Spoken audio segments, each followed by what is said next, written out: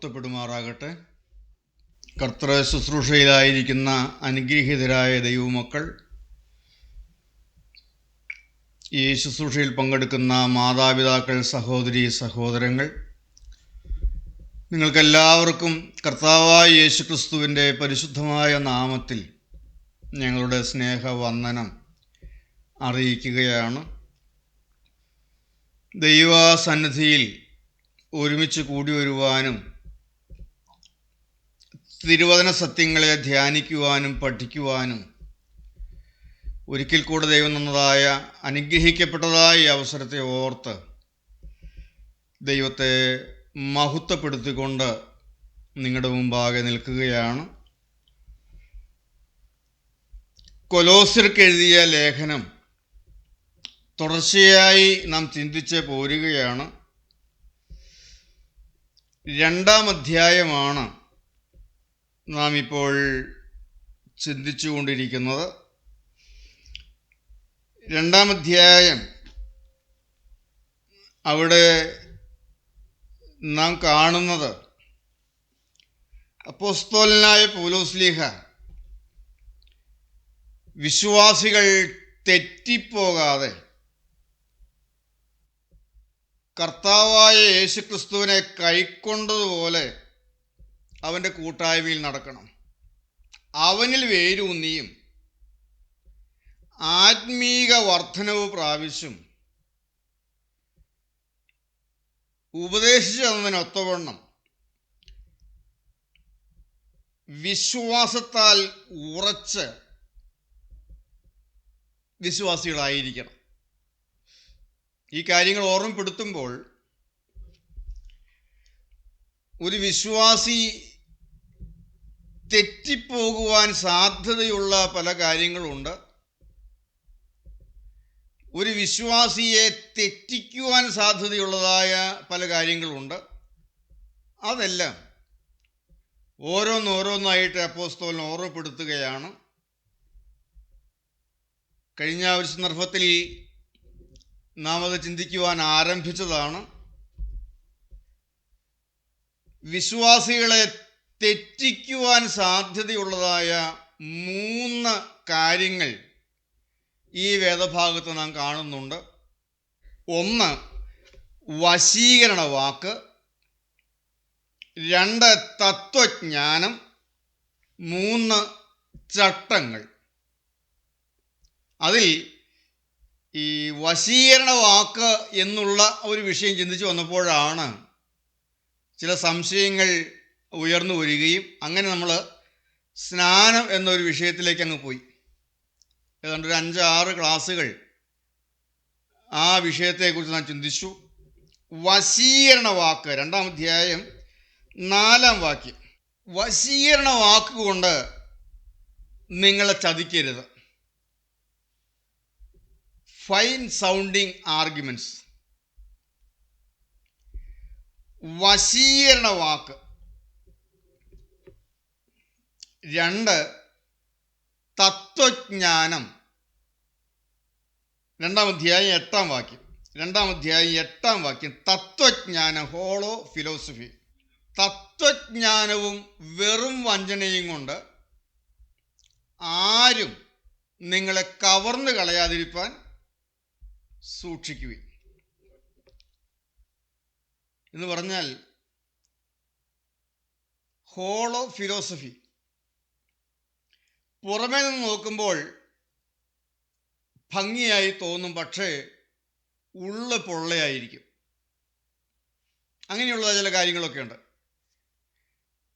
കേൾക്കുമ്പോൾ ശരിയാണെന്ന് തോന്നും, പക്ഷെ അതിൽ കഥയൊന്നും ഉണ്ടാവില്ല, ഉള്ളു പൊള്ളയായിരിക്കും.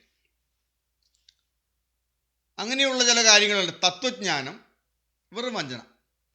തത്വജ്ഞാനം, ഉദാഹരണത്തിന് തൃത്വം എങ്ങനെ ഒന്നാകും? ക്രിസ്ത്യാനികൾക്ക് 3 ദൈവങ്ങളാണ് ഉള്ളത്, ഏകദൈവവിശ്വാസികളല്ല. തൃത്വം കേൾക്കുമ്പോൾ ശരിയല്ലേ? പക്ഷെ വെറും പൊള്ളയായ വാദമാണത്, പൊള്ളയാണത്.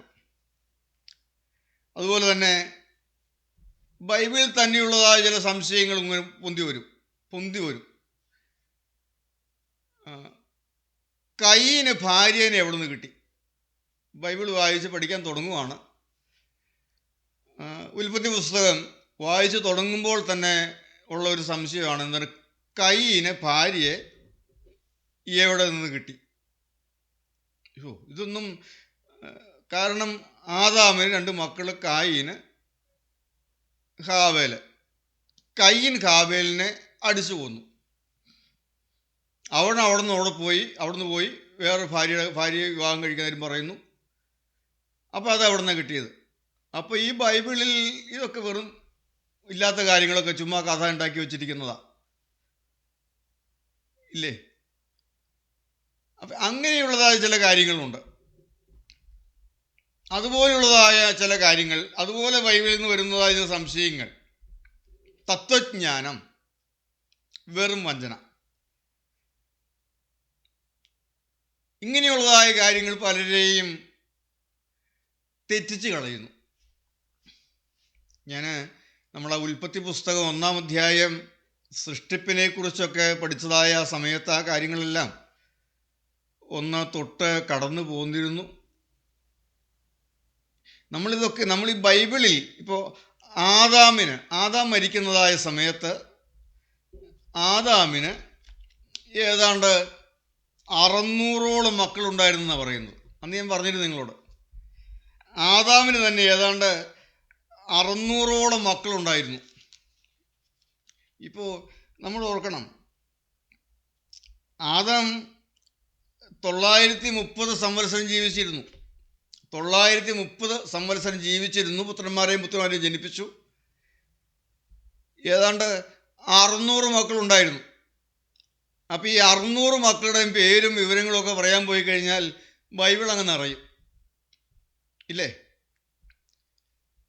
അപ്പോൾ അത്യാവശ്യം നമ്മൾ അറിയേണ്ടതും മനസ്സിലാക്കേണ്ടതുമായ കാര്യങ്ങൾ മാത്രമേ ബൈബിളിൽ രേഖപ്പെടുത്തിയിട്ടുള്ളൂ. ആ സത്യം നമ്മൾ മനസ്സിലാക്കണം. അത്യാവശ്യം നമുക്ക് മനസ്സിലാക്കേണ്ടതായ കാര്യങ്ങൾ, നമ്മൾ അറിയേണ്ടതായ കാര്യങ്ങൾ ബൈബിളിൽ പറഞ്ഞിട്ടുള്ളൂ. നമുക്കറിയാൻ പാടില്ല എന്നുള്ളത് കൊണ്ട് അങ്ങനെയൊന്നില്ല എന്ന് നമ്മൾ ചിന്തിക്കേണ്ട കാര്യമില്ല. ഞാനീ പറയുന്നത് പല കാര്യങ്ങൾ ഇങ്ങനെയുള്ളതായ നമ്മളിങ്ങനെ മുളച്ച് പൊന്തി വരുന്നതായ പല സംശയങ്ങളും ആവശ്യമില്ലാത്ത കാര്യങ്ങളാണ്. നമ്മുടെ അറിവില്ലായ്മ കൊണ്ടാണ് അതെല്ലാം ഒരു സംശയമായി മാറുന്നത്.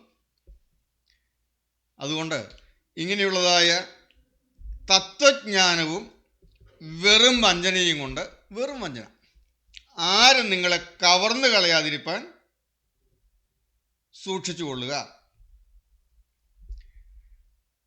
ഇങ്ങനെയുള്ളതായ കാര്യങ്ങളെല്ലാം, അത് മാത്രമല്ല പല തരത്തിലുള്ള ദുരുപദേശങ്ങൾ ഈ ആത്മീയത്തെ കൊണ്ടുവന്ന് മനുഷ്യൻ്റെ ബുദ്ധിയുമായി ചാലിച്ച് ആത്മീയ വിഷയങ്ങൾ, ദൈവവചനം മനുഷ്യൻ്റെ ബുദ്ധിയെ കലർത്തി ബുദ്ധിയുമായി മിക്സ് ചെയ്ത് രൂപപ്പെട്ടു വരുന്ന അനേകം ദുരുപദേശങ്ങൾ ആദിമസഭയിൽ തന്നെ വിശ്വാസികളുടെ ഇടയിൽ ഉണ്ടായിരുന്നു. വെളിപ്പാട് പുസ്തകം 2-ാം അധ്യായം 6-ാം വാക്യം, വെളിപ്പാട് പുസ്തകം 2-ാം അധ്യായം 6-ാം വാക്യം, നിക്കോലോവരുടെ നടപ്പ് എന്നുള്ള ഒരു വിഷയം വെളിപ്പാട് പുസ്തകത്തിൽ 7 സഭകൾക്കുള്ള ദൂതുകൾ രേഖപ്പെടുത്തിയിരിക്കുമ്പോൾ എഫേസോസിൽ സഭയ്ക്കുള്ള ദൂതിലാണ് അവരെ നിക്കോലോവരുടെ നടപ്പ് പകയ്ക്കുന്നു എന്ന ഒരു നന്മ എന്ന് പറഞ്ഞ ഇതുപോലെയുള്ള വശീകരണ വാക്കിൽ, തത്വജ്ഞാനത്തിൽ, ദുരുപദേശത്തിൽ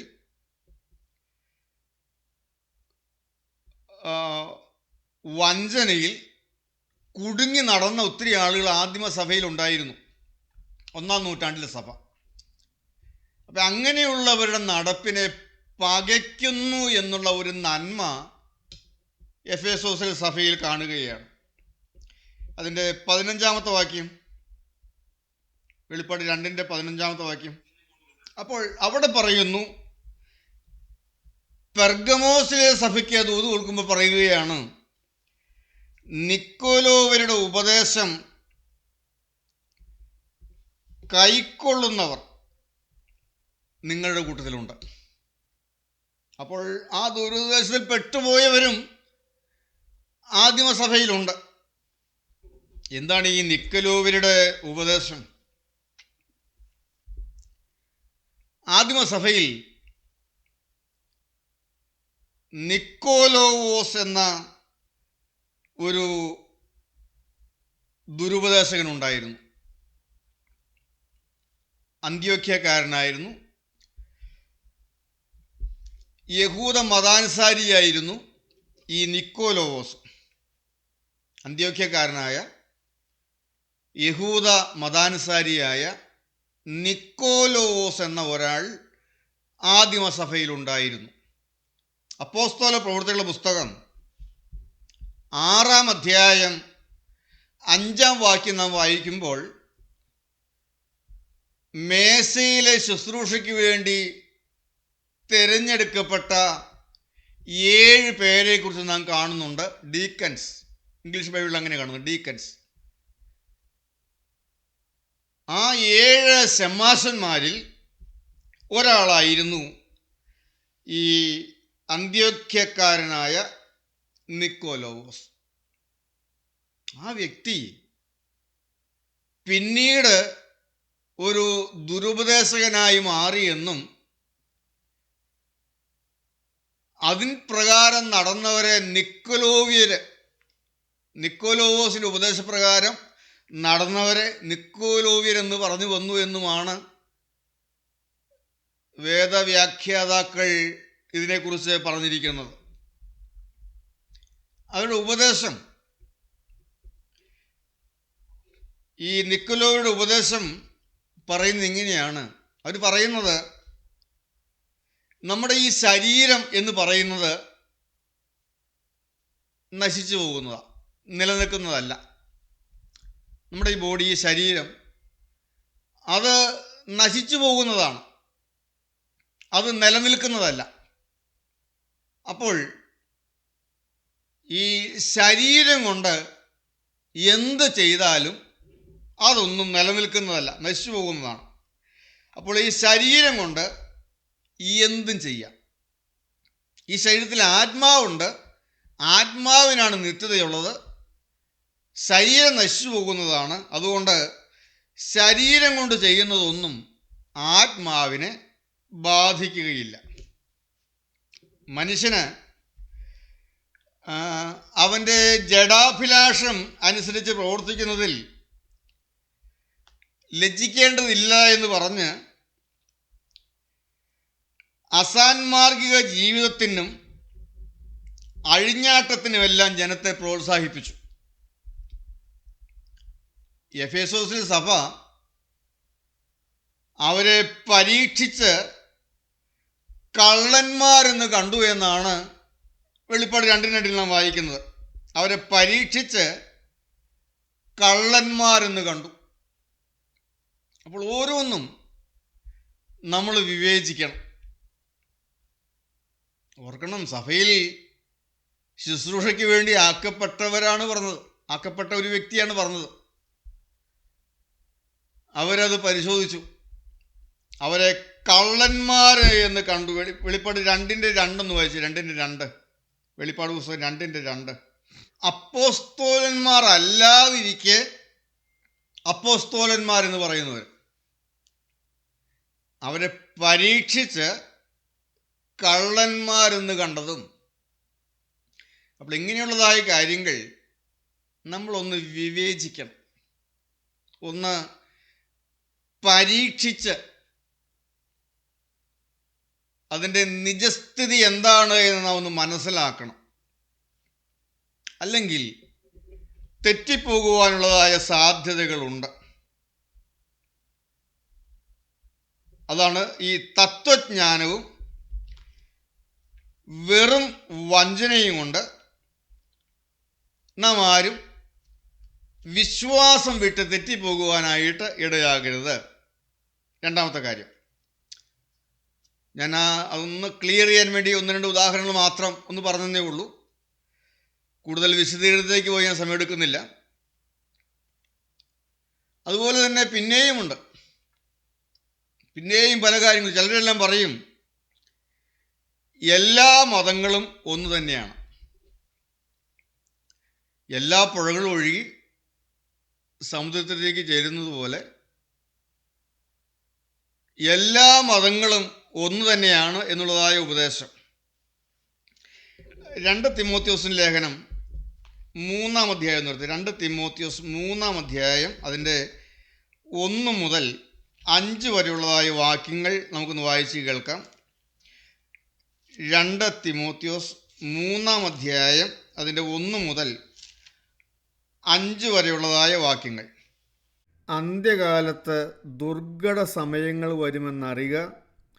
മനുഷ്യർ സ്വസ്നേഹികളും ദ്രവ്യാഗ്രഹികളും വമ്പു പറയുന്നവരും അഹങ്കാരികളും ദൂഷകന്മാരും അമ്മയപ്പന്മാരെ അനുസരിക്കാത്തവരും നന്ദികെട്ടവരും അശുദ്ധരും വാത്സല്യമില്ലാത്തവരും ഇണങ്ങാത്തവരും ഏഷണിക്കാരും അജിതേന്ദ്രിയന്മാരും ഉഗ്രന്മാരും സൽഗുണദ്വേഷികളും ദ്രോഹികളും ധാർഷ്ട്യക്കാരും നിഗളികളുമായി ദൈവപ്രിയമില്ലാതെ ഭോഗപ്രിയരായി ഭക്തിയുടെ വേഷം ധരിച്ച് അതിൻ്റെ ശക്തിയെ ത്യജിക്കുന്നവരുമായിരിക്കും. അങ്ങനെയുള്ളവരെ വിട്ടൊഴിയുക.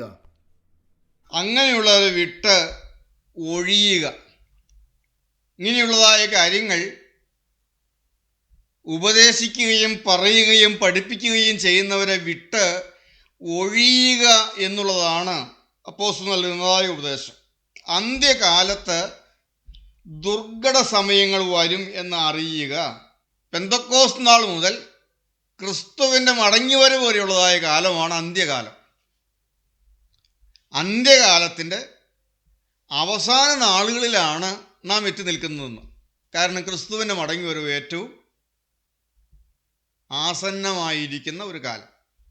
അന്ത്യകാലത്തിൻ്റെ അവസാന നാളുകളിൽ നാം എത്തി നിൽക്കുകയാണ്. അപ്പോൾ അന്ത്യകാലത്ത് ഇങ്ങനെയുള്ളതൊക്കെ ഉണ്ടാകുമെന്ന്. ദുർഘട സമയങ്ങൾ വരും. മനുഷ്യർ സ്വസ്നേഹികളും ദ്രവ്യാഗ്രഹികളും വമ്പ് പറയുന്നവരും അഹങ്കാരികളും ദൂഷകന്മാരും അമ്മയപ്പന്മാരെ അനുസരിക്കാത്തവരും നന്ദി കെട്ടവരും അശുദ്ധരും വാത്സല്യമില്ലാത്തവരും ഇണങ്ങാത്തവരും ഏഷണിക്കാരും അജിതേന്ദ്രിയന്മാരും ഉഗ്രന്മാരും സൽഗുണദ്വേഷികളും ദ്രോഹികളും ധാർഷ്ട്യക്കാരും നിഗളികളുമായി ദൈവപ്രിയമില്ലാതെ ഭോഗപ്രിയരായി ഭക്തിയുടെ വേഷം ധരിച്ച് അതിൻ്റെ ശക്തിയെ ത്യജിക്കുന്നവരുമായിരിക്കും. അങ്ങനെയുള്ളവരെ വിട്ട് ഒഴിയുക എന്ന് ദൈവത്തിൻ്റെ വചനം പറയുന്നു. വെളിപ്പാട് പുസ്തകം 2-ാം അധ്യായം 14-ാം വാക്യം നാം വായിക്കുമ്പോൾ അവിടെ പെർഗമോസിലെ സഭ ഇങ്ങനെയുള്ളവരെയൊക്കെ വിട്ട് ഇങ്ങനെയുള്ളവരുടേതായ രീതിയിൽ അവരെ വിട്ടൊഴിയാൻ കൂട്ടാക്കാതെ ഇങ്ങനെയുള്ളവരുടെ കെണികളിൽ വീണുപോയി. 2:14 വെളിപ്പാട് 2:14. അപ്പം ഇങ്ങനെയുള്ളവരെ വിട്ട് ഒഴിയാൻ പറഞ്ഞിരിക്കുന്നു, വിട്ടു മാറാൻ പറഞ്ഞിരിക്കുന്നു.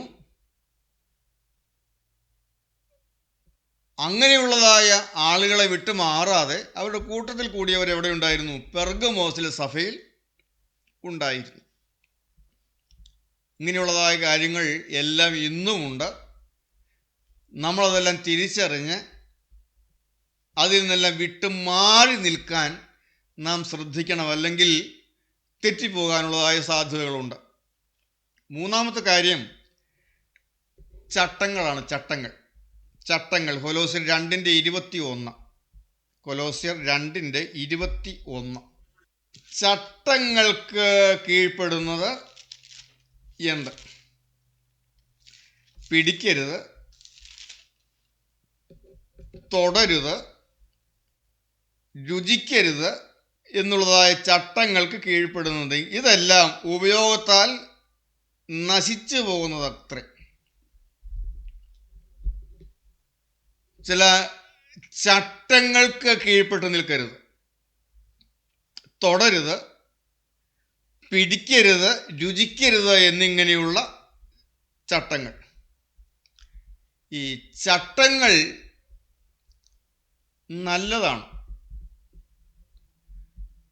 ആചാരങ്ങൾ പലതും നല്ലതാണ്. ഈ ആചാരങ്ങളും അനുഷ്ഠാനങ്ങളും പാരമ്പര്യങ്ങളുമുണ്ട് സഭയിൽ. ആചാരങ്ങളും അനുഷ്ഠാനങ്ങളും പാരമ്പര്യങ്ങളും അവയെല്ലാം നമുക്ക് പലതും നല്ലതാണ്. പക്ഷേ അതൊരിക്കലും ക്രിസ്തുവിലുള്ള കേന്ദ്രീകരണത്തിൽ നിന്ന് നമ്മെ തെറ്റിക്കാൻ ഇടവരരുത്. യേശുക്രിസ്തുവിലുള്ള കേന്ദ്രീകരണത്തിൽ നിന്ന് ഇതുപോലുള്ളതായ ചട്ടങ്ങൾ ഒരിക്കലും നമ്മെ തെറ്റിക്കാൻ ഇടവരരുത്. എന്ന് പറഞ്ഞാൽ ഇതൊക്കെ കൂടെ ഉണ്ടെങ്കിലേ ക്രിസ്തീയ ജീവിതം പൂർണ്ണമാവുകയുള്ളൂ എന്നുള്ളതിൽ നമ്മൾ പെട്ടുപോകരുത്. ഇപ്പോൾ നമ്മൾ നോമ്പ് നോക്കുന്നു, നല്ലതാണ്. നമ്മൾ സ്നേഹിക്കുന്ന, നമുക്ക് രുചികരമെന്ന് തോന്നുന്ന ചില ആഹാര സാധനങ്ങൾ നമ്മൾ സ്വയം വർജിക്കുന്നു, വേണ്ട എന്ന് വയ്ക്കുന്നു.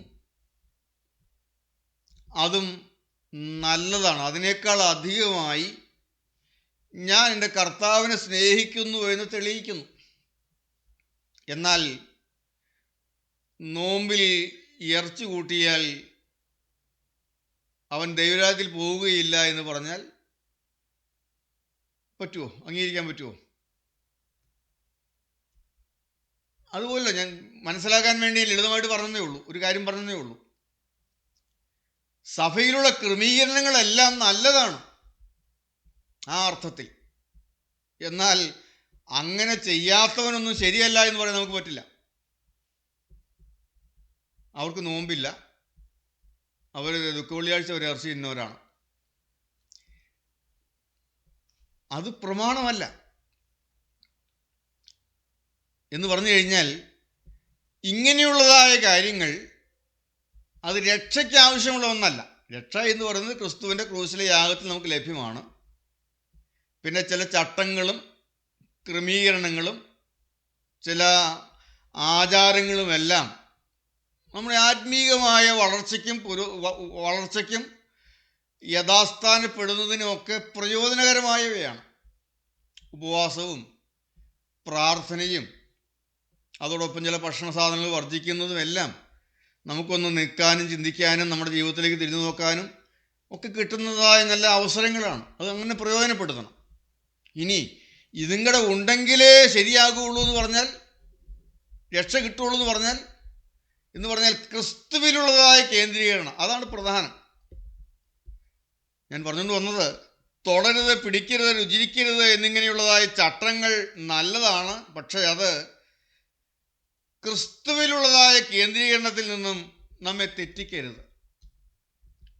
ഇതൊക്കെ ഉണ്ടായാലേ ക്രിസ്തീയ ജീവിതം പൂർണ്ണമാവുകയുള്ളൂ എന്ന് പറയുന്നതിൽ പെടരുത്. നിങ്ങൾക്കത് ഏതാണ്ട് ഏറെക്കുറെ ക്ലിയറായി കാണുമെന്ന് ഞാൻ കരുതുന്നു. ചട്ടങ്ങൾ, ഇങ്ങനെയുള്ളതായ 3 കാര്യങ്ങൾ, വിശ്വാസികളെ തെറ്റിക്കാൻ സാധ്യതയുള്ള 3 കാര്യങ്ങൾ: വശീകരണ വാക്ക്, തത്വജ്ഞാനം, ചട്ടങ്ങൾ. ഇനി അടുത്ത വിഷയം, അതുപോലെ തന്നെ ഈ 2-ാം അധ്യായത്തിൽ നമ്മൾ കാണുന്ന മറ്റൊരു വിഷയമുണ്ട്. വിശ്വാസികൾ തെറ്റിപ്പോകുവാൻ സാധ്യതയുള്ള 3 കാര്യങ്ങളുണ്ട്. ഒന്ന്, തെറ്റിക്കാൻ സാധ്യതയുള്ള 3 കാര്യങ്ങൾ: വശീകരണ വാക്ക്, തത്വജ്ഞാനം, ചട്ടങ്ങൾ. 2, തെറ്റിപ്പോകുവാൻ സാധ്യതയുള്ള 3 കാര്യങ്ങൾ. അതിൽ ഒന്ന്, 2-ാം അധ്യായം അതിൻ്റെ 2-ാം വാക്യം നമുക്കൊന്ന് വായിക്കാം. അവർ ക്രിസ്തു എന്ന ദൈവമർമ്മത്തിൻ്റെ പരിജ്ഞാനവും വിവേകപൂർണതയുടെ സമ്പത്തും പ്രാപിപ്പാൻ തക്കവണ്ണം സ്നേഹത്തിൽ ഏകീഭവിച്ചിട്ട് ഹൃദയങ്ങൾക്ക് ആശ്വാസം ലഭിക്കണം എന്ന് വെച്ച് ഞാൻ എത്ര വലിയ പോരാട്ടം കഴിക്കുന്നുവെന്ന് നിങ്ങൾ അറിയുവാൻ ഞാൻ ഇച്ഛിക്കുന്നു. അവിടെ അപ്പോസ്തലൻ പറയുകയാണ്, ആ വാക്യം നമുക്ക് മനസ്സിലാക്കാൻ കഴിയും. വിശ്വാസികൾ സ്നേഹത്തിൽ ഏകീഭവിക്കണം എന്ന് പറഞ്ഞാൽ, വിശ്വാസികൾ തമ്മിലുള്ള സ്നേഹത്തിൽ ഉള്ള ഏകീഭാവം കുറയുമ്പോൾ തെറ്റിപ്പോകാനുള്ള സാധ്യത വർദ്ധിക്കും. അപ്പോൾ നമ്മളൊരു കൂട്ടായ്മയായിട്ട് കൂടി നിൽക്കുന്നു. ഈ ഗ്ലോബൽ ഗോസ്പൽ ഫെലോഷിപ്പ് ഒരു കൂട്ടായ്മയായിട്ട് നാം കൂടി നിൽക്കുന്നു. തമ്മിൽ കാണുമ്പോഴെല്ലാം വലിയ സ്നേഹം, തമ്മിൽ നല്ല സ്നേഹം, ഒറ്റ മനസ്സ്. എന്ത് സന്തോഷമാണ് കൂട്ടായ്മ കൂടി വരുമ്പോഴല്ല അല്ലേ? കൂട്ടായ്മയ്ക്ക് കൂടി വരുമ്പോഴും പ്രാർത്ഥിക്കുമ്പോഴും ഒരുമിച്ച് ദൈവവേല ചെയ്യുമ്പോഴും എല്ലാം എന്ത് സ്നേഹമാണ്, തമ്മിലുള്ളതായ സ്നേഹം. ആ സ്നേഹത്തിലുള്ളതായ ഏകീഭാവം. ഒരു ആൾക്കൊരാവശ്യം വന്നാൽ സ്വന്തം ആവശ്യം പോലെ മറ്റുള്ളവർ കാണുന്നു. ഏകീഭാവം, സ്നേഹത്തിലുള്ള ഏകീഭാവം. ഇനി ചിന്തിക്കുക, അതങ്ങ് കുറയുക. തമ്മിൽ ഇഷ്ടക്കേട്, തമ്മിൽ കുറ്റം പറയുന്നു, കുറ്റപ്പെടുത്തുന്നു. അപ്പം അങ്ങനെയൊക്കെ വരുമ്പോൾ നമ്മുടെ ആ സന്തോഷം കുറഞ്ഞു പോകും. കൂട്ടായ്മയ്ക്ക് പോകണമെന്നുള്ള ഒരു താല്പര്യം കുറയും. വചനം കേൾക്കാനുള്ളതായ താല്പര്യം കുറയും. ദൈവവേല ചെയ്യാനുള്ളതായ താല്പര്യം കുറയും. അങ്ങനെ പയ്യെ നമ്മൾ ആത്മീയമായി പുറകോട്ട് പോകാൻ ഇടവരും. അപ്പോൾ ഒരു കാര്യമാണ്, ഒന്നാമത്തെ കാര്യമാണ് തെറ്റിപ്പോകുവാൻ സാധ്യതയുള്ള കാര്യം. ഒന്ന്, സ്നേഹത്തിലുള്ള ഏകീഭാവം കുറയുമ്പോൾ പിന്മാറിപ്പോകാനുള്ള സാധ്യതയുണ്ട്.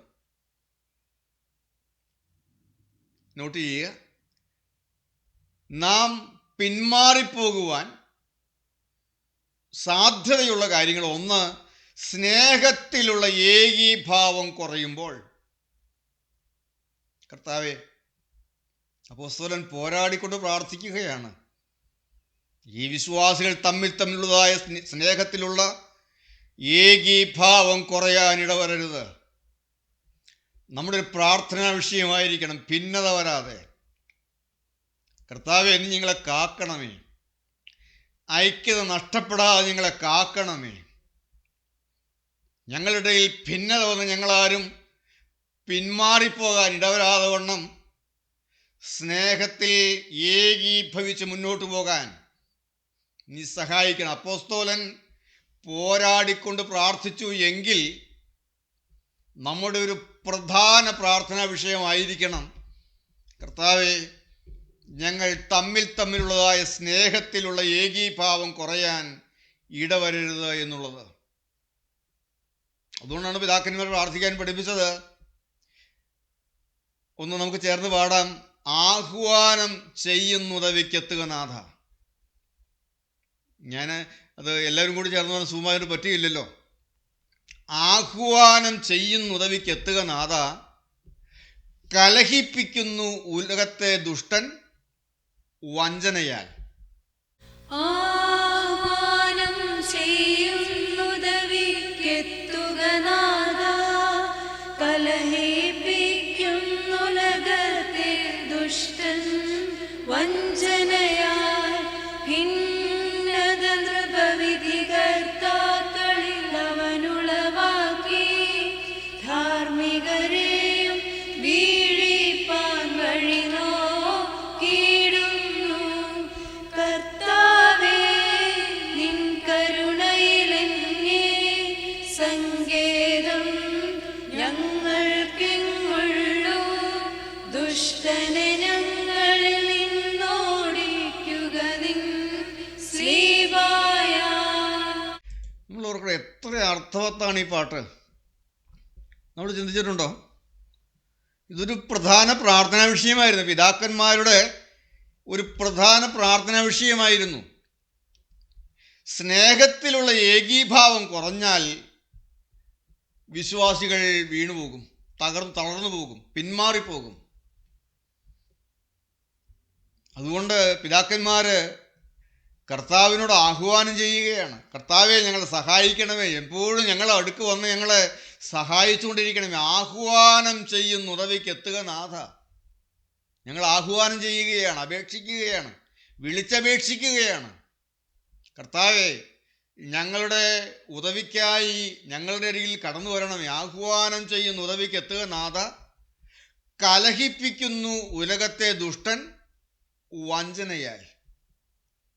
ഭിന്നത ഞങ്ങളുടെ ഇടയിൽ ഉളവാക്കി ധാർമ്മികരെയും വീഴിപ്പാൻ വഴി നോക്കുന്നു. കർത്താവെ നിന്റെ കരുണയിൽ ഞങ്ങൾ ആശ്രയിക്കുകയാണ്.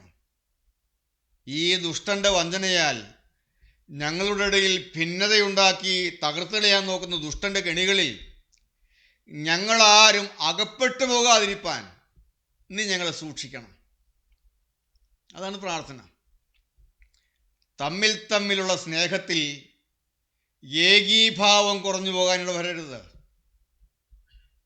കർത്താവെ നീ ഞങ്ങളെ സഹായിക്കണം, എന്നും ഒരു മനസ്സോടെ നിൽക്കാൻ.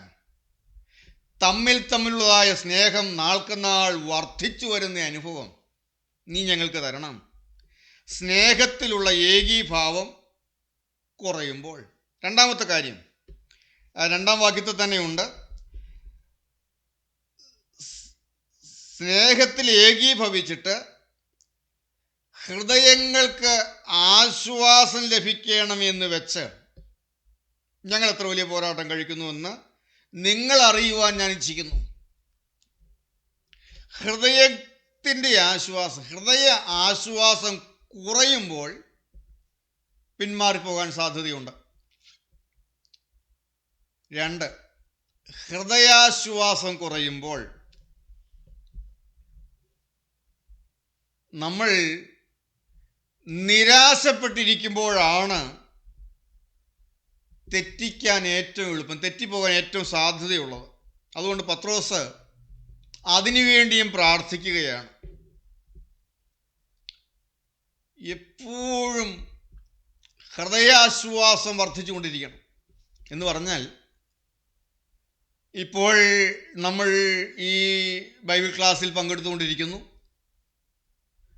വചനം കേട്ടുകൊണ്ടിരിക്കുമ്പോൾ ഉള്ളിലേക്ക് ആശ്വാസം, ഹൃദയത്തിൽ വലിയൊരാനന്ദം, അതെപ്പോഴും നമുക്കുണ്ടാകണം. ഒരുമിച്ച് കൂടി വരുമ്പോഴെല്ലാം ഹൃദയങ്ങളിൽ നിറഞ്ഞ ആനന്ദം. പ്രാർത്ഥിക്കാൻ മുട്ടുമടക്കുമ്പോൾ ഉള്ളവൻ നിറഞ്ഞ് തുള്ളുകയാണ്. കോരഹോത്രന്മാർ അനുഭവിച്ചതുപോലെ, അവർ അനുഭവത്തോടെ പറയുന്നത് പോലെ, എൻ്റെ ഹൃദയവും എൻ്റെ മാംസവും ജീവനുള്ള ദൈവത്തെ നോക്കി ഘോഷിക്കുന്നു എന്നവർ അനുഭവിച്ചതുപോലെ, ഉള്ളം സന്തോഷത്താൽ നിറയുന്ന അനുഭവം, ദൈവസന്നിധിയിൽ ഉള്ളം ആനന്ദിച്ചാർക്കുന്ന അനുഭവം, ഒരുമിച്ച് കൂടി വരുമ്പോഴെല്ലാം ഉള്ളം സന്തോഷിക്കുന്നതായ അനുഭവം. വരുന്ന വെള്ളിയാഴ്ച ഒരുമിച്ച് കൂടി വരുന്നു, ഞായറാഴ്ച 3-ാം ഞായറാഴ്ച ഒരുമിച്ച് കൂടി വരുന്നു. കർത്താവെ, ഓരോ സന്ദർഭങ്ങളിലും ഓരോ കൂടിവരവുകളിലും ഞങ്ങളുടെ ഹൃദയങ്ങൾക്കുള്ള ആശ്വാസം വർദ്ധിച്ച് വരുവാൻ നീ ഞങ്ങളെ സഹായിക്കണം. ദൈവസന്നിധിയിലിരിക്കുമ്പോൾ, ദൈവവചനം വായിക്കുമ്പോൾ ദൈവത്തിൻ്റെ വചനശക്തിയോട് ഉള്ളത്തിലേക്ക് ഇടപെടുന്നു. അങ്ങ് സന്തോഷിച്ചു തുള്ളുന്ന അനുഭവം. അങ്ങനെയുള്ള അനുഭവത്തിലൊരു വിശ്വാസം നിൽക്കുമ്പോൾ അവനെ തെറ്റിക്കാൻ കഴിയില്ല, അവൻ തെറ്റിപ്പോവുകയില്ല. ദൈവകൃപയാണത് കിട്ടുന്നത്, ദൈവത്തിൻ്റെ പരിശുദ്ധാത്മാവാണ് നൽകുന്നത്, ആത്മാവാണ് വ്യാപരിക്കുന്നത്, ഉള്ളം തുള്ളുന്നത്, ഉള്ളം നിറഞ്ഞവനെ സ്തുതിക്കുന്നത്, സ്തോത്രം പാടുന്നതെല്ലാം ആത്മനിറവിലാണ്. ആകയാൽ കർത്താവേ, വിശ്വാസികളെല്ലാവരും ആത്മനിറവുള്ളവരായിരിക്കുവാൻ, ഹൃദയങ്ങൾക്ക് ആശ്വാസം വർദ്ധിച്ച് വരുവാൻ നീ ഇടയാക്കണമേ എന്ന് പ്രാർത്ഥിക്കുന്നു. ഹൃദയാശ്വാസം കുറയുമ്പോൾ തെറ്റിപ്പോകുവാൻ സാധ്യതയുണ്ട്. രണ്ടാമത്തെ കാര്യം. മൂന്നാമത്തെ കാര്യം, അതിൻ്റെ 3-ാം വാക്യം മുതൽ വായിക്കാം. 3-ാം വാക്യം, ജ്ഞാനത്തിന്റെയും പരിജ്ഞാനത്തിന്റെയും നിക്ഷേപങ്ങളൊക്കെയും ഗുപ്തമായിട്ടിരിക്കുന്നു. ഒന്നാം അധ്യായം 26 27 വാക്യങ്ങൾ കൂടെ. അത് പൂർവ്വകാലങ്ങൾക്കും തലമുറകൾക്കും മറഞ്ഞു കിടക്കുന്ന മർമ്മമെങ്കിലും ഇപ്പോൾ അവന്റെ വിശുദ്ധന്മാർക്ക് വെളിപ്പെട്ടിരിക്കുന്നു. അവരോട് ജാതികളുടെ ഇടയിൽ ഈ മർമ്മത്തിന്റെ മഹിമാധനം എന്തെന്ന് അറിയിക്കുവാൻ ദൈവത്തിന് ഇഷ്ടമായി. ആ മർമ്മം മഹത്വത്തിന്റെ പ്രത്യാശയായ ക്രിസ്തു നിങ്ങളിൽ ഇരിക്കുന്നു എന്നുള്ളതാ തന്നെ. ക്രിസ്തുവിന്റെ ധനത്തെക്കുറിച്ച് ബോധ്യമില്ലാതിരിക്കുമ്പോൾ അവന്റെ മഹിമാധനം എന്തെന്നറിയുവാൻ ക്രിസ്തുവിലുള്ള മർമ്മം, അതായത് അവനിൽ ഗുപ്തമായിരിക്കുന്ന നിക്ഷേപങ്ങൾ കണ്ടാൽ ക്രിസ്തുവിൻ്റെ ശ്രേഷ്ഠത ദർശിച്ചാൽ ഒരിക്കലും പിന്നെ തെറ്റിപ്പോവുകയില്ല. നമുക്ക് വേണ്ടി അവൻ ഒരുക്കിയിരിക്കുന്നത് കണ്ണു കണ്ടാൽ, അവൻ്റെ ധനത്തെക്കുറിച്ചുള്ള ബോധ്യം നമുക്ക് കിട്ടിയാൽ, എന്തിനാണ് എന്നെ വിളിച്ചത്, എന്താണ് എനിക്ക് തന്നത്, എൻ്റെ യേശു ആരാണ്, അവൻ എനിക്ക് എന്താണ് അവൻ എനിക്ക് ഒരുക്കിയിരിക്കുന്നത്, അവൻ ഇപ്പോൾ എനിക്ക് എന്തെല്ലാമാണ്, അവൻ്റെ ധനം, അവൻ്റെ സമ്പന്നത, അവൻ്റെ കഴിവ്, അവൻ്റെ അധികാരം, ഈ മർമ്മം, ഇത് മനസ്സിലായി കഴിഞ്ഞാൽ കർത്താവിന് വിട്ടു പോവുകയില്ല. ക്രിസ്തുവിൻ്റെ മർമ്മം, ക്രിസ്തുവിലുള്ള മർമ്മം. 2-ാം അധ്യായത്തിന് 2-3 വാക്യങ്ങളും 1-ാം അധ്യായം 26 27 വാക്യങ്ങളുമെല്ലാം വായിക്കുമ്പോൾ നമുക്ക് മനസ്സിലാക്കാൻ കഴിയുന്നതാണ്. ക്രിസ്തുവിലുള്ള മർമ്മം, അതായത് അവനിൽ ഗുപ്തമായ നിക്ഷേപങ്ങൾ കണ്ടാൽ, അവൻ്റെ ശ്രേഷ്ഠത ദർശിച്ചാൽ ഒരിക്കലും പിന്നെ തെറ്റിപ്പോവുകയില്ല. എഫേസ്യ ലേഖനം 1-ാം അധ്യായം അതിൻ്റെ 17 മുതൽ 19 വരെയുള്ളതായ വാക്യങ്ങൾ നമുക്കൊന്ന് വായിക്കാം. എഫേസ്യർ 1-ന്റെ 17, 18, 19 വാക്യങ്ങൾ. നമ്മുടെ കർത്താവായ യേശുക്രിസ്തുവിന്റെ ദൈവവും മഹത്വമുള്ള പിതാവുമായവൻ നിങ്ങൾക്ക് തന്നെ കുറിച്ചുള്ള പരിജ്ഞാനത്തിൽ ജ്ഞാനത്തിന്റെയും വെളിപ്പാടിന്റെയും ആത്മാവിനെ തരേണ്ടതിനും നിങ്ങളുടെ ഹൃദയദൃഷ്ടി പ്രകാശിപ്പിച്ചിട്ട് അവന്റെ വിളിയാനുള്ള ആശ ഇന്നതെന്നും വിശുദ്ധന്മാരിൽ അവന്റെ അവകാശത്തിന്റെ മഹിമാധനം ഇന്നതെന്നും അവന്റെ ബലത്തിൽ വല്ലഭത്വത്തിന്റെ വ്യാപാരത്താൽ വിശ്വസിക്കുന്ന നമുക്ക് വേണ്ടി വ്യാപരിക്കുന്ന അവന്റെ ശക്തിയുടെ അളവറ്റ വലിപ്പം ഇന്നതെന്ന് നിങ്ങൾ അറിയേണ്ടതിനും പ്രാർത്ഥിക്കുന്നു. അപ്പോസ്തലൻ പ്രാർത്ഥിക്കുകയാണ്. ഇതെല്ലാം കാര്യങ്ങളാണ് പ്രാർത്ഥിക്കുന്നത്. നിങ്ങളെ ഓർത്തുകൊണ്ട് നമ്മുടെ കർത്താവായ യേശുക്രിസ്തുവിന്റെ ദൈവവും മഹത്വവുമുള്ള പിതാവുമായവൻ നിങ്ങൾക്ക് തന്നെക്കുറിച്ചുള്ള പരിജ്ഞാനത്തിൽ ജ്ഞാനത്തിൻ്റെയും വെളിപ്പാടിൻ്റെയും ആത്മാവിനെ തരേണ്ടതിനും നിങ്ങളുടെ ഹൃദയദൃഷ്ടി പ്രകാശിച്ചിട്ട് വിശ്വാസികളുടെ ഉൾക്കണ്ണ് തുറന്നിട്ട്, പുറമേയുള്ള കണ്ണ് തുറക്കുമ്പോൾ നിന്ദയും പരിഹാസവും ദുഷികളുമെല്ലാമാണ് കാണുന്നത്. എന്നാൽ ഉൾക്കണ്ണ് തുറന്നിട്ട്, വിശ്വാസികളുടെ ഉൾക്കണ്ണ് തുറന്നിട്ട് ഹൃദയദൃഷ്ടി പ്രകാശിച്ചിട്ട് അവൻ്റെ വിളിയാലുള്ള ആശ ഇന്നതെന്നും, എന്തിനു വേണ്ടിയാണ് അവൻ വിളിച്ചത്, വിളിയാലുള്ള ആശ ഇന്നതെന്നും വിശുദ്ധന്മാരിൽ അവൻ്റെ അവകാശത്തിൻ്റെ മഹിമാധനം ഇന്നതെന്നും ഓർക്കണം. വിശുദ്ധന്മാരിൽ അവൻ്റെ അവകാശത്തിൻ്റെ മഹിമാധനം ഇന്നതെന്നും അവൻ്റെ ബലത്തിൻ വല്ലഭത്വത്തിൻ്റെ വ്യാപാരത്താൽ വിശ്വസിക്കുന്ന നമുക്ക് വേണ്ടി വ്യാപരിക്കുന്ന, അവനിൽ വിശ്വസിക്കുന്ന നമുക്ക് വേണ്ടി വ്യാപരിക്കുന്ന അവൻ്റെ ശക്തിയുടെ അളവറ്റ വലിപ്പം ഇന്നതെന്നും നിങ്ങൾ അറിയേണ്ടതിനും പ്രാർത്ഥിക്കുന്നു. ക്രിസ്തുവിൻ്റെ ധനത്തെക്കുറിച്ചുള്ള അറിവ്, ബോധ്യം, അവൻ നമുക്കായി ഒരുക്കിയിരിക്കുന്ന അവകാശത്തിൻ്റെ മഹിമാധനം അറിയണം. ഇതറിയണമെങ്കിൽ നമ്മുടെ ഹൃദയദൃഷ്ടി പ്രകാശിക്കണം. പഴയ നിയമം പഠിക്കുമ്പോൾ ശലോമോൻ്റെ ജ്ഞാനവും അവൻ്റെ സമ്പത്തും അവൻ്റെ കൊട്ടാരത്തിൻ്റെ വിശേഷതയുമെല്ലാം കേട്ടതായ ഒരു ശേബാരാജ്ഞി അതെല്ലാം താൻ കേട്ടതെല്ലാം ഒന്ന് നേരിൽ കാണാൻ വേണ്ടിയുള്ള ആശയോടെ കടന്നു ചെല്ലുന്നുണ്ട്. അവിടെ നാം വായിക്കുന്നത് 1 രാജാക്കന്മാരുടെ പുസ്തകം 10-ാം അധ്യായം 4-5 വാക്യങ്ങൾ നാം വായിക്കുമ്പോൾ ഇത് കേട്ടറിഞ്ഞ് ചെന്നതായ ശേബാരാജ്ഞി നേരിൽ കണ്ടപ്പോൾ അവൾ അമ്പരന്നുപോയി. കാരണം അവൾ കേട്ടതിനേക്കാളും അധികമായിരുന്നു കണ്ടപ്പോൾ. 1 രാജാക്കന്മാർ 10-ാം അധ്യായം 4-5 വാക്യങ്ങൾ. ശലോമോന്റെ സകല ജ്ഞാനവും അവൻ പണിത അരമനയും അവന്റെ മേശയിലെ ഭക്ഷണവും അവന്റെ ഭൃത്യന്മാരുടെ ഇരിപ്പും അവന്റെ ശുശ്രൂഷകന്മാരുടെ നിലയും അവരുടെ ഉടുപ്പും അവന്റെ പാനപാത്രവാഹകന്മാരെയും യഹോവയുടെ ആലയത്തിലേക്കുള്ള അവന്റെ എഴുന്നള്ളത്തും കണ്ടിട്ട് അമ്പരന്നുപോയി. അമ്പരന്നുപോയി. അതിൻ്റെ 7-ാം വാക്യം, 10-ാം അധ്യായത്തിൻ്റെ 7-ാം വാക്യം. ഞാൻ വന്ന് എന്റെ കണ്ണുകൊണ്ട് കാണുന്നത് വരെ ആ വർത്തമാനം വിശ്വസിച്ചില്ല. എന്നാൽ പകുതി പോലും ഞാൻ അറിഞ്ഞിരുന്നില്ല. ഞാൻ കേട്ട കീർത്തിയേക്കാൾ നിന്റെ ജ്ഞാനവും ധനവും അധികമാകുന്നു. അവൾ പറയുകയാണ്, ഞാൻ കേട്ട കീർത്തിയേക്കാൾ ഞാൻ കണ്ടപ്പോൾ അധികമാവുന്നതല്ല എന്ന് പറഞ്ഞാൽ നമ്മുടെ ഉൾക്കണ്ണ് തുറന്ന് അവനെയും അവൻ നമുക്ക് വേണ്ടി ചെയ്തതിനെയും ക്രിസ്തു നമുക്ക് വേണ്ടി ചെയ്തതിനെയും ക്രിസ്തുവിലുള്ളതിനെയും കാണണം.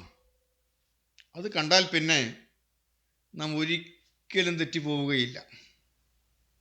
യോബിൻ്റെ പുസ്തകം വായിക്കുമ്പോൾ യോബിൻ്റെ പുസ്തകം 19-ാം അധ്യായം 25-ാം വാക്യം നാം വായിക്കുമ്പോൾ ഇയ്യോബ് ഇത് കണ്ടവനാണ്. ഇയ്യോബ് 19:25. എന്നെ വീണ്ടെടുക്കുന്നവൻ ജീവിച്ചിരിക്കുന്നുവെന്നും അവൻ ഒടുവിൽ പൊടിമയിൽ നിൽക്കുമെന്നും ഞാൻ അറിയുന്നു. എന്റെ ത്വക്കിങ്ങനെ നശിച്ച ശേഷം ഞാൻ ദേഹരഹിതനായി ദൈവത്തെ കാണും.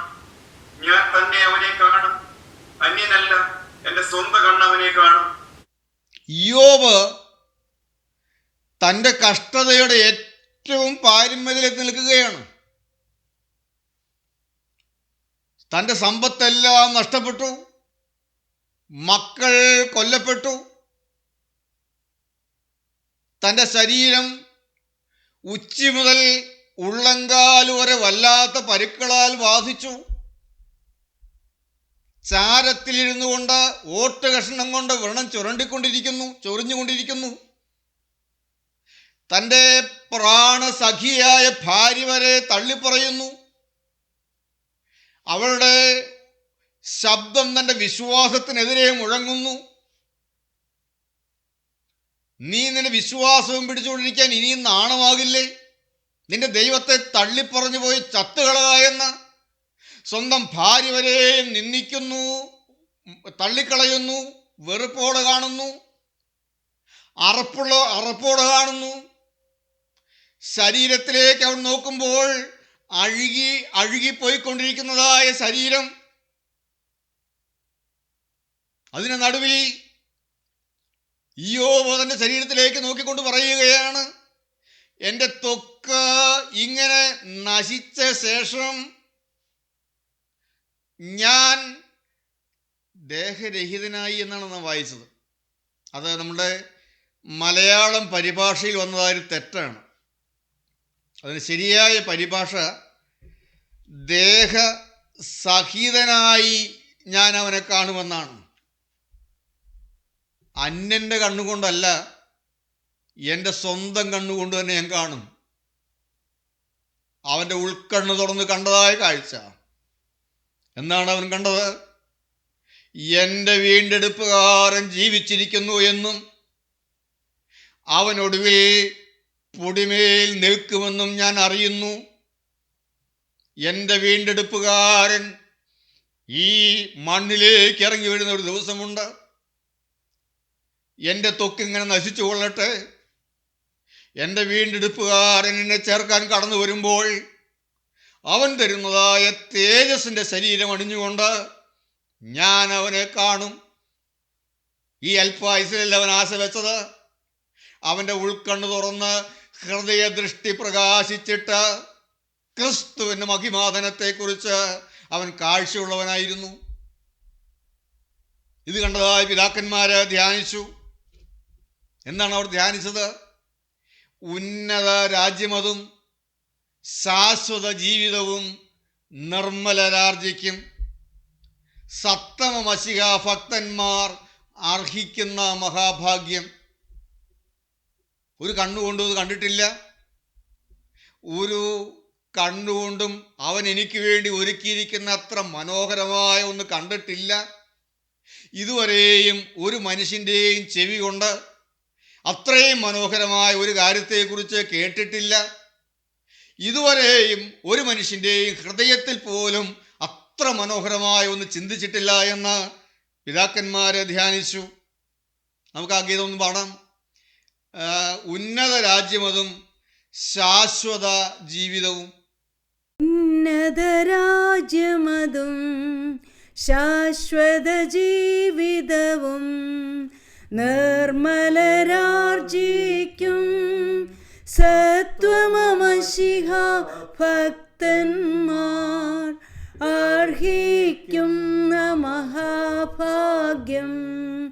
ജഡനേത്രം ദർശിക്കുകയോ ശ്രവണം കേൾക്കുകയോ ഹൃദയം തേറുകയോ ചെയ്തിട്ടില്ലേതും. ഇത്ര ഉന്നതമായ ഒന്നാണ് കർത്താവ് നമുക്ക് ഇവിടെ ഒരുക്കിയിട്ടുള്ളത്. അത് കണ്ടു കഴിഞ്ഞാൽ പിന്നെ ഒരിക്കലും തെറ്റിപ്പോവുകയില്ല എന്ന്. അപ്പോൾ ഒരു വിശ്വാസി തെറ്റിപ്പോകാൻ സാധ്യതയുള്ള 3 കാര്യങ്ങൾ. 1, സ്നേഹത്തിലുള്ള ഏകീഭാവം കുറയുമ്പോൾ. 2, ഹൃദയാശ്വാസം കുറയുമ്പോൾ. 3, ക്രിസ്തുവിൻ്റെ ധനത്തെക്കുറിച്ച് ബോധ്യമല്ലാതിരിക്കുമ്പോൾ. തെറ്റിപ്പോകാൻ സാധ്യതയുള്ള 3 കാര്യങ്ങൾ നിങ്ങൾ നോട്ട് ചെയ്ത് ഒന്നുകൂടെ ചെക്ക് ചെയ്യുക. വിശ്വാസിയെ ഈ 2-ാം അധ്യായം മുഴുവനും കൂടെ നമ്മൾ പറഞ്ഞത്. കൊലോസ്യർ 2-ാം അധ്യായം മുഴുവൻ കൂടെ വിശ്വാസി തെറ്റിപ്പോകാൻ സാധ്യതയുള്ള 3 കാര്യങ്ങൾ, തെറ്റിക്കുവാൻ സാധ്യതയുള്ള 3 കാര്യങ്ങൾ. 1, തെറ്റിക്കുവാൻ സാധ്യതയുള്ള 3 കാര്യങ്ങൾ: വശീകരണ വാക്ക്, തത്വജ്ഞാനം, ചട്ടങ്ങൾ. 2, തെറ്റിപ്പോകാൻ സാധ്യതയുള്ള 3 കാര്യങ്ങൾ: സ്നേഹത്തിലുള്ള ഏകീഭാവം കുറയുമ്പോൾ, ഹൃദയാശ്വാസം കുറയുമ്പോൾ, ക്രിസ്തുവിൻ്റെ ധനത്തെക്കുറിച്ച് ബോധ്യമല്ലാതിരിക്കുമ്പോൾ. വീണ്ടും ഈ കൊലോസ്യ ലേഖനം തന്നെ 2-ാം അധ്യായത്തിൻ്റെ 9 മുതൽ 23 വരെയുള്ളതായ വാക്യങ്ങൾ നാം പഠിക്കുമ്പോൾ, ക്രിസ്തു നമ്മുടെ ജീവിതത്തിൽ വരുമ്പോൾ നമ്മളിൽ ഉണ്ടാകുന്ന 3 അവസ്ഥാമാറ്റങ്ങളുണ്ട്. ഞാൻ അല്പം സ്പീഡിൽ പോകാൻ കുഴപ്പമുണ്ടോ? നിങ്ങൾക്ക് ഗ്രഹിക്കാൻ പറ്റിയോ? ഒരു 10 മിനിറ്റ് കൊണ്ടുണ്ടല്ലോ. അങ്ങനെ കഴിഞ്ഞാൽ 2-ാം അധ്യായം ഇന്നങ്ങ് ക്ലോസ് ചെയ്യാം. ഫോളോ ചെയ്യാൻ പറ്റുന്നുണ്ടോ? സംശയമുണ്ടോ എന്തെങ്കിലും? നിങ്ങൾ ആരെങ്കിലുമൊക്കെ ഒന്ന് അൺമ്യൂട്ട് ചെയ്ത് പറയണം, ഇങ്ങോട്ട് ഒന്ന് പ്രതികരിക്കണം. ഒന്ന് പറ്റുമെങ്കിൽ എല്ലാവരും ഒന്ന് വീഡിയോ ഓണാക്കണം. നിങ്ങൾ കുറേ പേര് വീഡിയോ ഓണാക്കിയിട്ടുണ്ട്. എല്ലാവരും ഒന്ന് വീഡിയോ ഓണാക്കി ഒന്ന് സജീവരായിട്ട് ഇരിക്കുന്നത് നല്ലതാണ്. ഞാൻ മുന്നോട്ട് പോയിക്കോട്ടെ? അതെയോ എന്തെങ്കിലും സംശയമുണ്ടോ? എന്തോ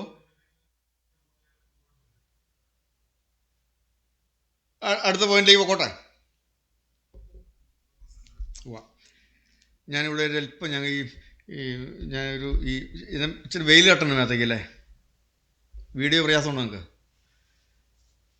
ഞാൻ ഈ ജനലിൻ്റെ അതിന് മുകളിൽ ഒരു വലിയൊരു ഇതുണ്ട്, ഈ റൗണ്ട് പോലെയുണ്ട്, അതിൽ ഗ്ലാസ്സാണ്. ആ ഗ്ലാസ്സിൽ കൂടെ തന്നെ ഇപ്പോൾ അല്പം ചേഞ്ച്, ഇവിടുത്തെ സമയം ചേഞ്ചായി, കാലാവസ്ഥ ചേഞ്ചായി, എല്ലാം ഇച്ചിരി വ്യത്യാസം വന്നു. ഇപ്പോൾ ഇങ്ങനെ അടുത്ത തവണത്തെ എന്തെങ്കിലും മാറ്റം വരുത്തിക്കോളാം. കാരണം മുഖത്തേക്ക് വെയിലടിക്കുന്ന പോലെ ഉണ്ടല്ലേ. ഇങ്ങനെ ഈ ബാക്കൊക്കെ എങ്ങനെ ഇട്ടിരിക്കണോട്ട് ഇങ്ങനെ മാറ്റി വെക്കാൻ പറ്റില്ലല്ലോ. ദൈവത്തിന് സ്തോത്രം. നമ്മുടെ ജീവിതത്തിൽ ക്രിസ്തു വന്നപ്പോൾ 3 വ്യത്യാസങ്ങൾ, 3 അവസ്ഥാ മാറ്റങ്ങൾ. ക്രിസ്തു നമ്മുടെ ജീവിതത്തിൽ വന്നപ്പോൾ ഉണ്ടായ 3 അവസ്ഥാ മാറ്റങ്ങൾ. 1, അതിൻ്റെ 12 മുതൽ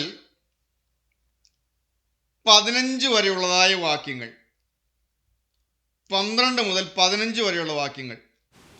സ്നാനത്തിൽ നിങ്ങൾ അവനോടുകൂടെ അടക്കപ്പെടുകയും അവനെ മരിച്ചവരുടെ ഇടയിൽ നിന്ന് ഉയർത്തെഴുന്നേൽപ്പിച്ച ദൈവത്തിന്റെ വ്യാപാര ശക്തിയിലുള്ള വിശ്വാസത്താൽ അവനോടുകൂടെ നിങ്ങളും ഉയർത്തെഴുന്നേൽക്കുകയും ചെയ്തു. അതിക്രമങ്ങളിലും നിങ്ങളുടെ ജഡത്തിന്റെ അഗ്രകർമ്മത്തിലും മരിച്ചവരായിരുന്ന നിങ്ങളെയും അവനോടുകൂടെ ജീവിപ്പിച്ചു. അതിക്രമങ്ങളൊക്കെയും നമ്മോട് ക്ഷമിച്ച ചട്ടങ്ങളാൽ നമുക്ക് വിരോധവും പ്രതികൂലവുമായിരുന്ന കൈയെഴുത്ത് മായിച്ച് ക്രൂശിൽ തറച്ച് നടുവിൽ നിന്ന് നീക്കിക്കളഞ്ഞു. വാഴ്ചകളെയും അധികാരങ്ങളെയും ആയുധവർഗം വെപ്പിച്ച് ക്രൂശിൽ അവരുടെ മേൽ ജയോത്സവം കൊണ്ടാടി അവരെ പരസ്യമായ കാഴ്ചയാക്കി. അവൻ നമ്മെ വിടുവിച്ചു. സ്നാനത്തിൽ നിങ്ങൾ അവനോടുകൂടെ അടക്കപ്പെടുകയും അവനെ മരിച്ചവരുടെ ഇടയിൽ നിന്ന് ഉയർത്തെഴുന്നേൽപ്പിച്ച ദൈവത്തിൻ്റെ വ്യാപാരശക്തിയുള്ള വിശ്വാസത്താൽ അവനോടുകൂടെ നിങ്ങളും ഉയർത്തെഴുന്നേൽക്കുകയും ചെയ്തു. അതിക്രമങ്ങളിലും നിങ്ങളുടെ ജഡത്തിൻ്റെ അഗ്രകർമ്മത്തിലും മരിച്ചവരായിരുന്ന നിങ്ങളെയും അവനോടുകൂടെ ജീവിപ്പിച്ചു. അതിക്രമങ്ങളൊക്കെ നമ്മോട് ക്ഷമിച്ച ചട്ടങ്ങളാൽ നമുക്ക് വിരോധവും പ്രതികൂലവുമായിരുന്ന കയ്യെഴുത്ത് മായിച്ച് ക്രൂശിൽ തറച്ച് നടുവിൽ നിന്ന് നീക്കിക്കളഞ്ഞു. വാഴ്ചകളെയും അധികാരങ്ങളെയും ആയുധവർഗം വെപ്പിച്ച് ക്രൂശിൽ അവരുടെ മേൽ ജയോത്സവം കൊണ്ടാടി അവരെ പരസ്യമായ കാഴ്ചയാക്കി. അവൻ നമ്മെ വിടുവിച്ചു. അവൻ നമ്മെ വിടുവിച്ച് തൻ്റെ പുത്രൻ്റെ രാജ്യത്തിലാക്കി വെച്ചു. അവനോടുകൂടെ അടക്കപ്പെട്ടു, മരിച്ച് അടക്കപ്പെട്ടു. അവൻ ഉയർത്തെഴുന്നേൽപ്പിച്ചതായ ദൈവത്തിൻ്റെ വ്യാപാര ശക്തിയുള്ള വിശ്വാസത്താൽ അവനോടുകൂടെ ഉയർക്കുകയും ചെയ്തു. അതിക്രമങ്ങളാൽ മരിച്ചവരായിരുന്ന നമ്മെ മരണത്തിൽ നിന്നും വിടുവിച്ചു. എന്ന് പറഞ്ഞാൽ മരണത്തിൽ നിന്നും അവൻ നമ്മെ വിടുവിച്ച് തൻ്റെ പുത്രൻ്റെ രാജ്യത്തിൽ ആക്കി വെച്ചു. മരണത്തിൻ്റെ അധികാരത്തിൽ നിന്ന് അവൻ നമ്മെ വിടുവിച്ചു. ക്രിസ്തു നമ്മുടെ ജീവിതത്തിൽ വന്നപ്പോൾ 1, അവൻ നമ്മെ വിടുവിച്ചു. 2, അതിൻ്റെ 20-ാം വാക്യം. നിങ്ങൾ ക്രിസ്തുവിനോടുകൂടെ ലോകത്തിന്റെ ആദ്യ പാഠങ്ങൾ സംബന്ധിച്ച് മരിച്ചുവെങ്കിൽ ലോകത്തിൽ ജീവിക്കുന്നവരെ പോലെ മാനുഷ്യ കൽപ്പനകൾക്കും ഉപദേശങ്ങൾക്കും അനുസരണമായി മതി, അത് മതി. നിങ്ങൾ ക്രിസ്തുവിനോടുകൂടെ ലോകത്തിൻ്റെ ആദ്യ പാഠങ്ങൾ സംബന്ധിച്ച് മരിച്ചു എങ്കിൽ ജീവിക്കുന്നവരെ പോലെ. അതിൻ്റെ 13-ാം വാക്യം. അതിക്രമങ്ങളിലും നിങ്ങളുടെ ജഡത്തിൻ്റെ അഗ്രകർമ്മത്തിലും മരിച്ചവരായ നിങ്ങളെയും അവനോടുകൂടെ ജീവിപ്പിച്ചു. എന്ന് പറഞ്ഞാൽ ക്രിസ്തുവിനോടുകൂടെ ഈ ലോകത്തിൻ്റെ ആദ്യ പാഠങ്ങൾ സംബന്ധിച്ച് മരിച്ചു എന്ന് വെച്ചാൽ അധ്യായം തീർന്നു. അത് തീർന്നു. പഴയ ജീവിതം കഴിഞ്ഞു. ഇല്ലേ? ഒരാൾ മരിച്ചു എന്ന് പറഞ്ഞാൽ ജീവിതം അവസാനിച്ചു. ഈ ഭൂമിയിലെ ജീവിതം അവസാനിച്ചു. മരിച്ചു എന്ന് പറയുമ്പോൾ ഇവിടുത്തെ ജീവിതം അവസാനിച്ചു. പഴയ ജീവിതവും അത് മരിച്ചു, കഴിഞ്ഞു. ക്രിസ്തുവിനോടുകൂടെ ലോകത്തിൻ്റെ ആദ്യപാഠങ്ങൾ സംബന്ധിച്ച് മരിച്ചു. അവനെ ഉയർപ്പിച്ചതായ ദൈവത്തിൻ്റെ ശക്തി കൊണ്ട് നമ്മെ ഉയർപ്പിച്ചു. മരിച്ചോടെ തീർന്നില്ല, നമ്മെ ഉയർപ്പിച്ചു എന്ന് പറഞ്ഞാൽ ഒരു പുതിയ ജീവിതം നമുക്ക് കിട്ടി. ഒരു പുതു ജീവിതം ദൈവം നമുക്ക് തന്നു.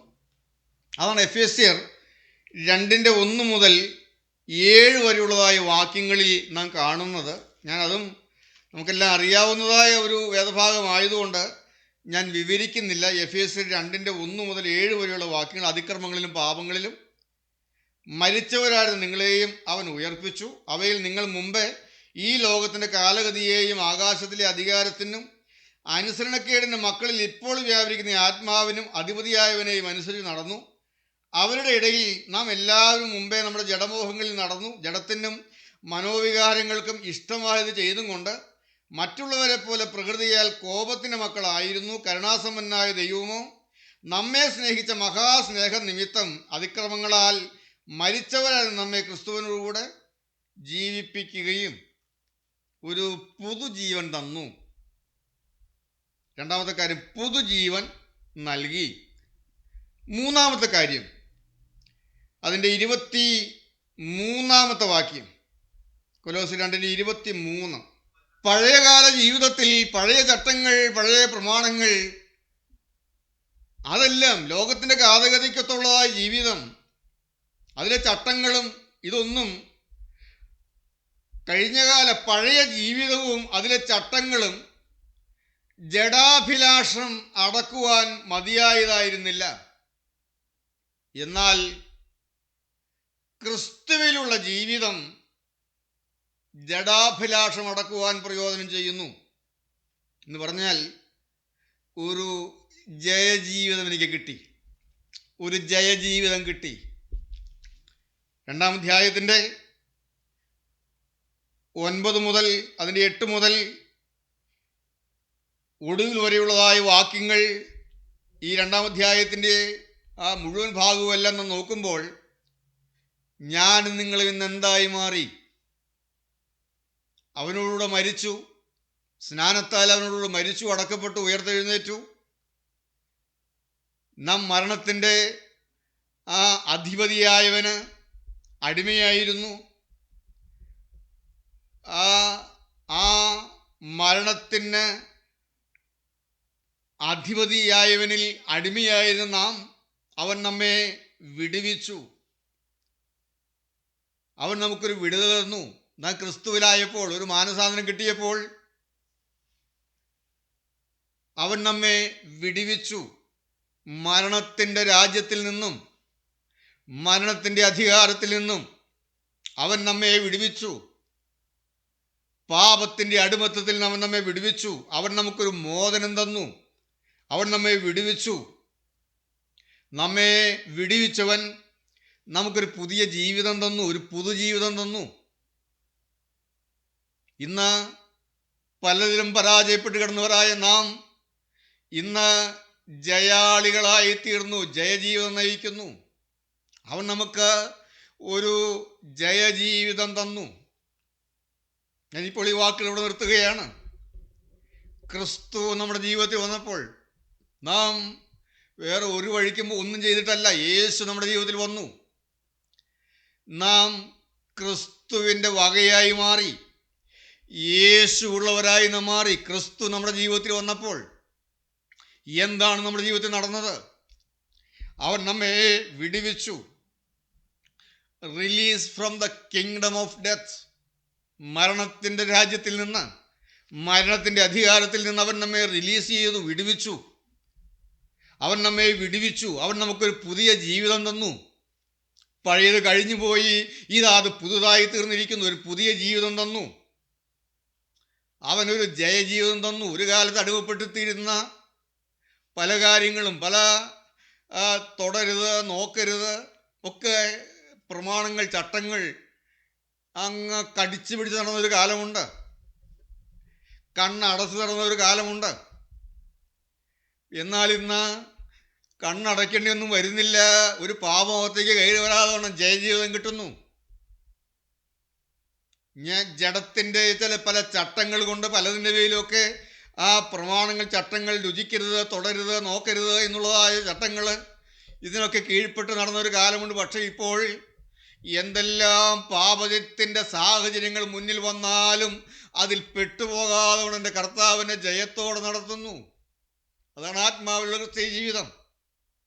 അതാണ് അവൻ നമുക്ക് അനുഭവമാക്കി തന്നിട്ടുള്ളത്. എൻ്റെ ദൈവം ഞാൻ കെട്ടപ്പെട്ട് കിടന്ന പല രംഗങ്ങളിൽ നിന്നും പലതിൽ നിന്നുമെല്ലാം അവൻ എന്നെ വിടുവിച്ചു. അവൻ എനിക്കൊരു പുതിയ ജീവിതം തന്നു, ഒരു പുതിയ മനുഷ്യനാക്കി എന്നെ മാറ്റി. ഇന്ന് അവൻ എന്നെ ജയത്തോടെ നടത്തുന്നു. അപ്പോസ്തലൻ ഈ അധ്യായത്തിലൂടെ നമുക്ക് എന്താണ് തന്നതെന്ന് പറഞ്ഞു തരികയാണ്. അവൻ നമ്മെ വിടുവിച്ചു, അവൻ നമ്മെ ഒരു പുതിയ മനുഷ്യനാക്കി മാറ്റി. ഇന്ന് അവൻ നമ്മെ ജയജീവിതത്തോടെ ജയജീവിതം നയിപ്പാൻ കൃപ നടത്തുന്നു, ജയജീവിതം തന്നു. ഇന്ന് പ്രത്യേകിച്ച് അധ്വാനിക്കേണ്ടി വരുന്നില്ല, ഇന്ന് പോരാടേണ്ടി വരുന്നില്ല. കാരണം പാപം നമ്മളെ തൊട്ട് തീണ്ടാതെ ജയത്തോടെ അവൻ നടത്തുന്നു, ഒരു ചിന്ത പോലും വരുന്നില്ല. ഇന്ന് ഈ വാക്കുകളെ കേൾക്കുമ്പോൾ നിങ്ങളുടെ ഉള്ളം കൊതിക്കണം. ഇന്നും പാപത്തിൽ വീണു പോകുന്നവരുണ്ടോ? ഇന്നും പാപത്തിന് മേൽ ജയമില്ലാതെ വലയുന്നവരുണ്ടോ? ഇന്നും കർത്താവെ എനിക്കിതിൽ നിന്ന് അപ്പോസ്തലൻ പറയുന്നത് പോലെ, റോമർക്ക് എഴുതിയ ലേഖനം 7-ാം അധ്യായത്തിൽ അപ്പോസ്തലൻ വിലപിക്കുന്നത്, അയ്യോ ഞാൻ അരിഷ്ട മനുഷ്യൻ, ഈ മരണത്തിന് അധീനമായ ശരീരത്തിൽ നിന്ന് എന്നെ ആര് വിടുവിക്കുമെന്ന് നിലവിളിക്കുന്ന നിലവിളിയുടെ ശബ്ദമാണ് റോമർക്ക് എഴുതിയ ലേഖനം 7-ാം അധ്യായത്തിൽ കാണുന്നത്. നന്മ ചെയ്യാൻ എനിക്ക് ആഗ്രഹമുണ്ട്, പക്ഷേ ഞാൻ ഇച്ഛിക്കാതെ തിന്മ ചെയ്തു പോകുന്നു. അപ്പോസ്തലൻ നിലവിളിക്കുകയാണെന്നാൽ 8-ാം അധ്യായത്തിലേക്ക് വരുമ്പോൾ ആ അപ്പോസ്തലൻ പറയുകയാണ്, നാമോ നമ്മെ സ്നേഹിച്ചവൻ മുഖാന്തരം ഇതിലൊക്കെയും പൂർണ്ണ ജയം പ്രാപിക്കുന്നു എന്ന്. ദൈവത്തിന് സ്തോത്രം.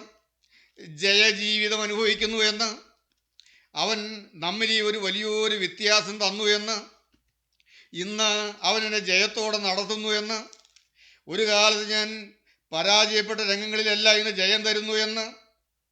റോമർ 8:2 അപ്പോസ്തലൻ പറയുന്നുണ്ട്, ജീവന്റെ ആത്മാവിന്റെ പ്രമാണം എനിക്ക് പാപത്തിൻ്റെയും മരണത്തിൻ്റെയും പ്രമാണത്തിൽ നിന്ന് ക്രിസ്തു യേശുവിൽ സ്വാതന്ത്ര്യം വരുത്തിയിരിക്കുന്നു. എനിക്കവൻ സ്വാതന്ത്ര്യം തന്നു. ജീവന്റെ ആത്മാവിൻ്റെ പ്രമാണത്തിൻ്റെ കീഴിൽ നിൽക്കുവാൻ, ജീവന്റെ ആത്മാവിൻ്റെ പ്രമാണത്തിൽ നടക്കാൻ അവൻ നമുക്ക് അനുഭവങ്ങളെ തന്നു. ഇന്ന് പ്രത്യേകിച്ചൊന്നും പോരാടേണ്ടി വരുന്നില്ല, ജയം തരുന്നു, പാവം തീണ്ടുന്നില്ല, അതിലേക്ക് ചായണമെന്നുള്ളൊരു ചിന്ത പോലും വരുന്നില്ല. ഇല്ലേ, ജയം അനുഭവിക്കുന്നില്ലേ? അവൻ നമുക്ക് ജയം ഒന്നും അനുഭവിക്കുന്നില്ല, ഇതല്ല അനുഭവമാണ്. കർത്താവ് ഒരു പുതിയ ജീവിതം തന്നു. കർത്താവെ നിന്നെ പ്രസാദിച്ചു നിൽക്കുവാൻ ഞാനിതാ നിന്റെ കരങ്ങളിലേക്ക് ഏൽപ്പിന്ന് സമർപ്പിക്കാം.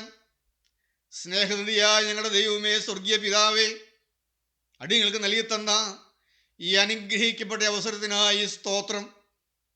നിന്റെ വചനപ്രകാരം ഒരു പുതിയ ജീവൻ നയിപ്പാൻ, ജയജീവിതം നയിപ്പാൻ ഒരിക്കലും ഈ വഴിയിൽ നിന്ന് മാറിപ്പോകാതെ അവിടുന്ന് എന്തിനാണ് ഞങ്ങളെ വിളിച്ചത്, എന്താണ് ഞങ്ങൾക്ക് വേണ്ടി ചെയ്തു തന്നത്, എന്തിനു വേണ്ടിയാണ് ഞങ്ങളെ മുന്നോട്ട് കൊണ്ടുപോകുന്നത്, ഞങ്ങൾക്കുള്ള പ്രത്യാശ വർദ്ധിപ്പിക്കണമേ.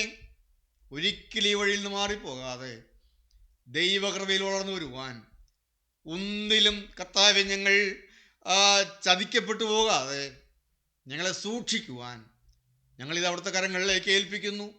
എല്ലാം മഹത്വത്തോടെ എടുക്കണമേ. യേശുവിൻ്റെ നാമത്തിൽ പ്രാർത്ഥിക്കുന്നു. കൃപയോടെ കേൾക്കണം പിതാവേ. ആമേൻ.